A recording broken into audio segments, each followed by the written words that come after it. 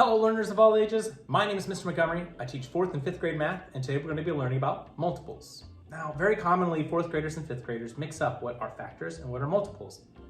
I even mix up what the difference between factoring and multiples are. So, factoring is when we have the pairs of numbers where we multiply them together in order to get a factor pair, figuring out how we can make that certain number. When it comes to multiples, it's very simply just counting by that number to figure out, can a certain number go into that number? For example, your directions might ask you to do a couple of different things. So we're going to follow the first step. We're going to list out 6 multiples of 2, which means we're going to be starting with 2, because 2 times 1 is 2. Then we go to 2 times 2, which is 4. 2 times 3, which is 6. 2 times 4, which is 8. 2 times 5, which is 10, and 2 times 6, which is 12, and I did the first 6. 1, 2, 3, 4, 5, 6, or I can count 2, 4, 6, 8, 10, 12. Those are my multiples of 2 and the first 6 multiples.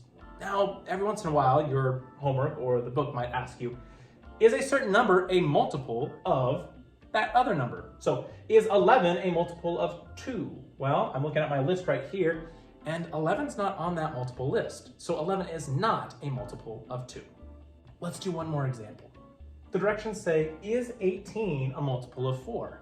Well, I'm going to be starting with 4, and I'm going to be counting by 4 until I get around or to 18 to figure out, is it a multiple of 4?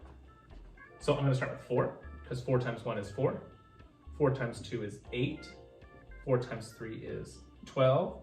4 times 4 is 16, and 4 times 5 is 20. Well, I don't see 18 in my group, and I've already passed where 18 would be, so I know that 18 is not a multiple of 4. All right, my 4th grade friends, if we take a look at page 129 in our workbook, we have practice problems number 1, 3, and 10. Now, 1 and 3, they ask, is the number a multiple of 6? Write yes or no. So in order to find out, we're going to be starting with 6, and we're going to be counting by 6 in order to figure out if any of those numbers are a multiple of 6. And if we take a look at number 10, the directions say write the first 5 multiples of the number, and the number that they have is 12.